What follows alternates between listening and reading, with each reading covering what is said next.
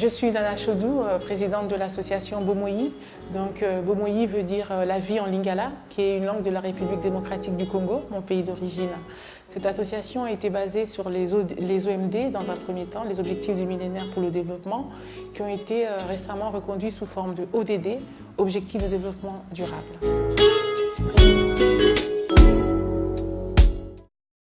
Travaillant durant tout ce temps, donc depuis 2002, j'étais coordinatrice de projet à l'OCDE.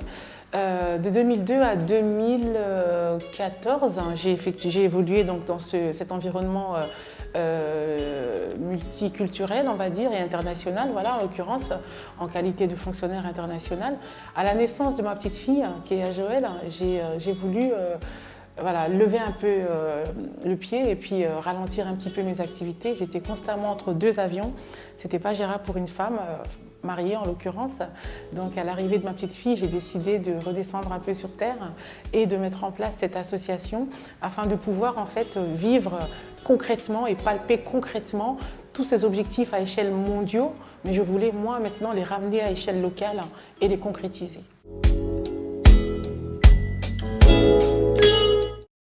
Alors l'association Bomoyi, il faut savoir que nous sommes basés dans la ville de Bobigny. Nous sommes basés dans deux quartiers qui sont dits prioritaires selon la politique de la ville. Nous avons plus ou moins 300 membres au sein de l'association qui ne viennent pas effectivement tous les jours. Vous ne pourrez pas tous les accueillir le même jour, mais par alternance, donc ce qui nous permet de tourner et d'en accueillir par semaine et ainsi de suite. Alors en termes de personnel, il faut savoir que nous avons plus ou moins, nous fonctionnons autour de 8 personnels, on va dire permanents entre guillemets, parmi lesquels font partie également les parents. Nous souhaitions que les parents également prennent vraiment part à la vie de l'association, au fonctionnement de l'association. Et nous avons donc d'une part ce qu'on appelle les volontaires en service civique.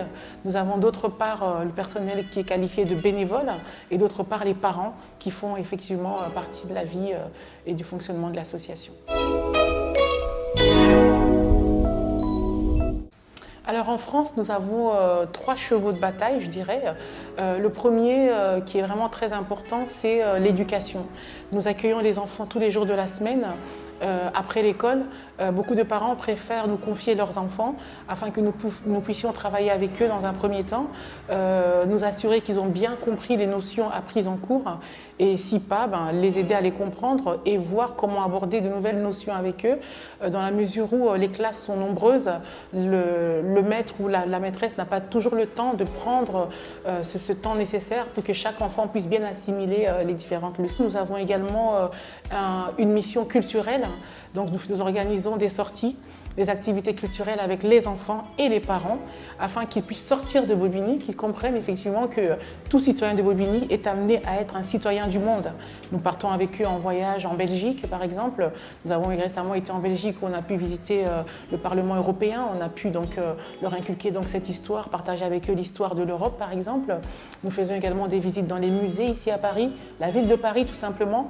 Ça peut être anodin, mais tout habitant de Bobigny n'a pas l'occasion de visiter la ville de Paris malheureusement, alors que nous avons des monuments extraordinaires ici dans la ville de Paris. Et un troisième consiste en fait dans le soutien à la parentalité. Ce que j'entends par soutien à la parentalité, c'est dans un premier temps l'organisation de séjours. C'est-à-dire que nous partons avec les parents, nous faisons des parents membres, partie prenante de la vie de l'association, comme je disais tout à l'heure. Donc les parents sont invités à venir avec nous en séjour. Non seulement cela, mais dans le soutien à la parentalité, nous aidons également les parents à communiquer à leurs enfants l'importance du travail. Donc nous avons donc des stagiaires au sein de l'association, nous avons des services civiques qui aident les parents qui en ont besoin à rédiger des curriculum vitae, des lettres de motivation afin d'être effectivement disponibles et compétents sur le marché de l'emploi. Dans ce champ, nous avons également la solidarité. Nous assurons une distribution alimentaire aux parents et aux enfants de l'association tous les jeudis, donc une fois par semaine. Nous distribuons également aux sans-abri et aux personnes nécessiteuses.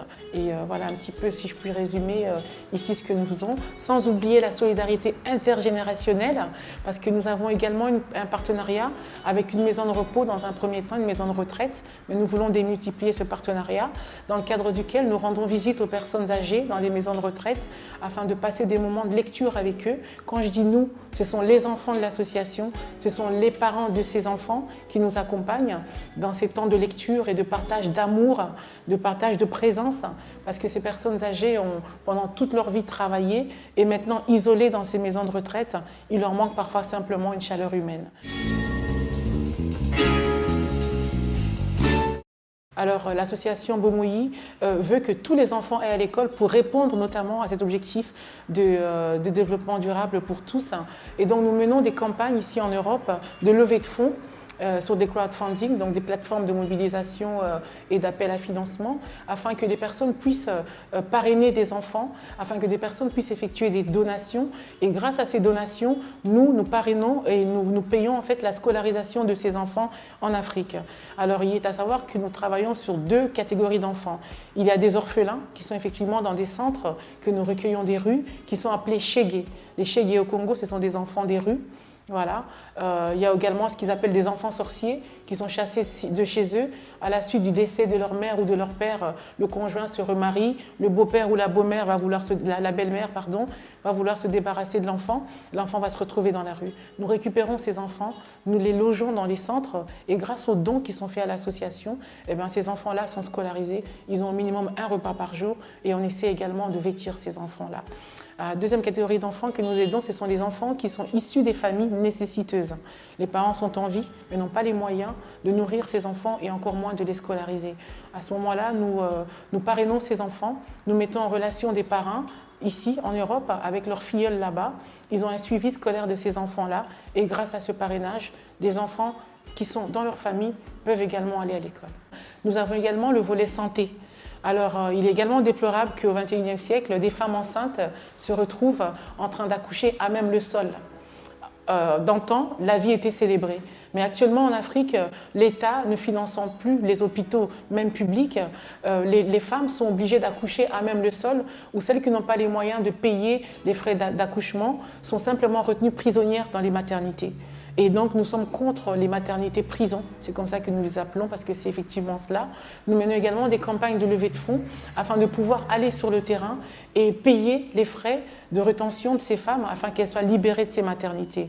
À long terme, effectivement, le projet serait d'implanter carrément une maternité où les femmes pourraient venir accoucher dans des conditions dignes. Nous avons effectivement libéré des femmes dans 2 hôpitaux distincts, un hôpital qui s'appelle Mama Yemo et également l'hôpital de Kitambo. Je reviens encore du Congo là récemment, mais cette fois-ci c'était vraiment pour la pérennisation de ce projet. Il a commencé par les libérations des femmes et cela continue, mais la mission récente que je viens d'effectuer au Congo consistait en fait à trouver un lieu d'implantation où cette maternité pourrait prendre vie. Alors tout simplement, je répondrai par ceci, dans un premier temps, en ouvrant votre cœur et en étant humain par rapport à tout ce qui se passe. On ne peut pas rester insensible par rapport à la souffrance de notre prochain. Il y en a qui meurent de faim, aussi bien ici qu'en Afrique. Il y en a, je dirais même davantage plus en Afrique ici, parce qu'ici, j'ai envie de dire, l'État fonctionne, alors que l'appareil étatique en Afrique, en l'occurrence au Congo, est plus ou moins défaillant. Donc nous avons besoin de votre aide afin que vous puissiez nous aider à scolariser ces enfants. J'en appelle à tout un chacun. Sortons de nos zones de confort. Nous pouvons le faire.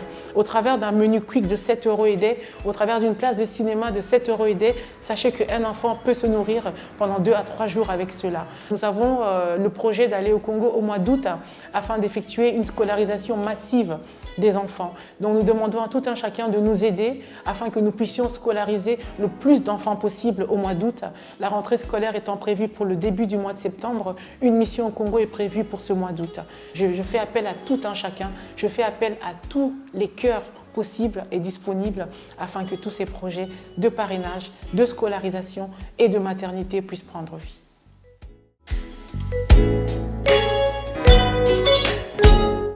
J'ai commencé l'année dernière, en janvier 2017, en tant que service civique et par la suite j'ai continué toujours au sein de l'association en tant que bénévole. En fait, moi je suis aide-soignante. À côté de ça, je suis étudiant en master insertion et formation. De temps en temps, je viens pour aider. Sinon, je suis aide-soignante. Du coup, j'aide les enfants aux devoirs, du partage du goûter et puis de la surveillance. Au sein de l'association, je suis animatrice. Mon action, c'est le soutien scolaire avec les plus jeunes. Mon action, c'est également être animateur, donc faire des animations après le temps de soutien scolaire. On fait des sorties aussi avec les petits, donc accompagnateurs. Et depuis peu, je fais aussi un stage par rapport à mes études. J'ai fait un stage de 3 mois ici à l'association dans le service de coordination. On leur donne les goûters, donc je suis là aussi pour aider à partager les temps des goûters aussi avec les enfants. Donc pour garder dans le même esprit que tout ça se passe dans de bonnes conditions.